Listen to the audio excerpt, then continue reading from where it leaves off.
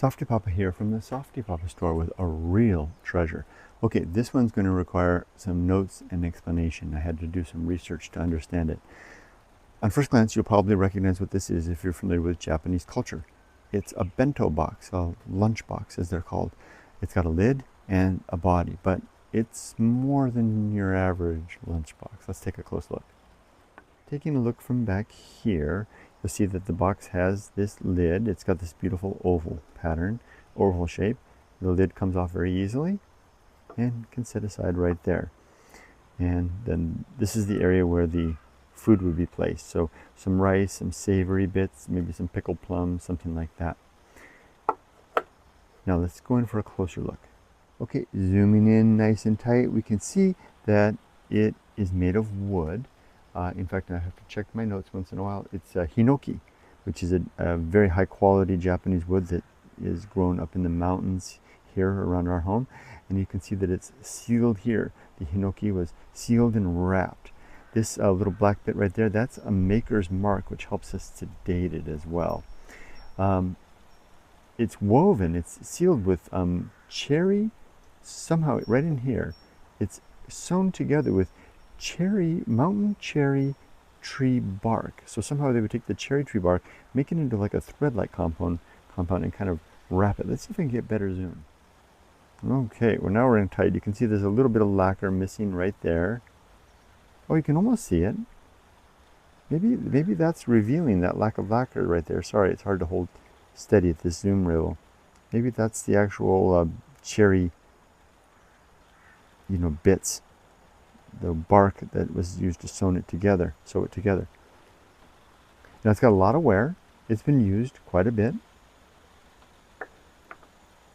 Let's take a look here. More of the sewn bits brought together. This dark edge around the corner is one of the distinguishing characteristics of this. There's the other maker's mark again right there. It's actually kind of a burned brand on the wood and then covered with lacquer. This is called Ikawa Menpa. Now let's go ahead and put that on here. Goes on no problem as the rain kind of continues pattering down. And he kind of has a nice seal along here.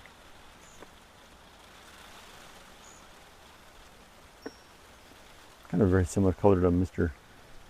Daruma over there. Anyway, let's talk a little bit about this item and what makes it so special.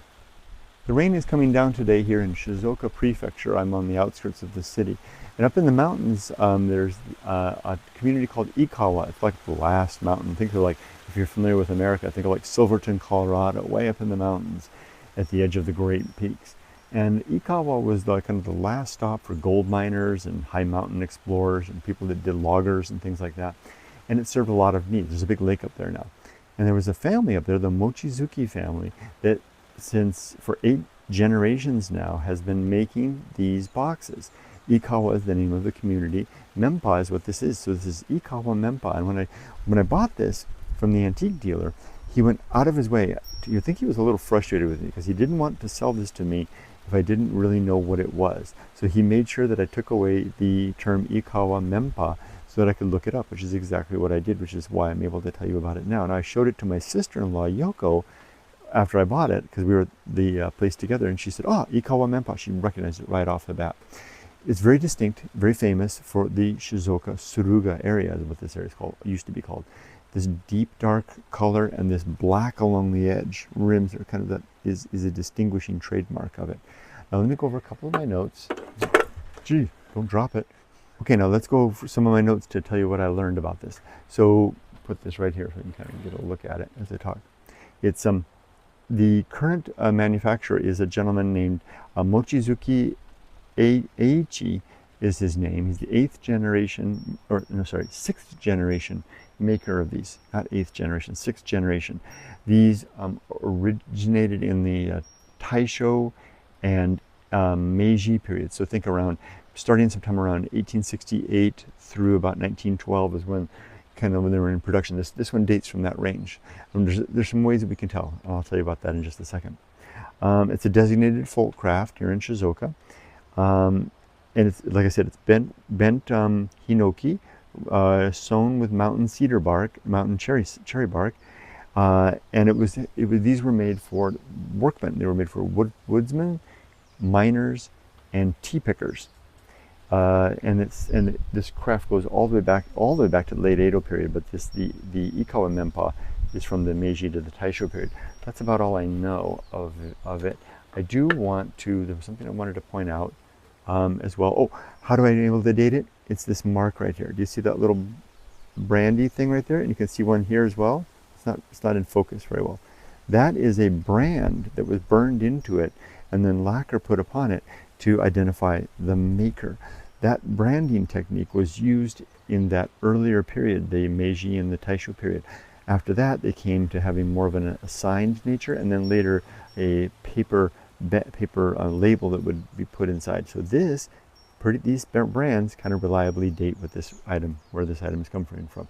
So if you're a fan of Japanese lunchboxes, especially antique lunchboxes, in great shape. I mean, it's worn, it's been well used, but structurally it's quite intact. I don't see any cracks. Other than the fact that I almost knocked it off my balcony here.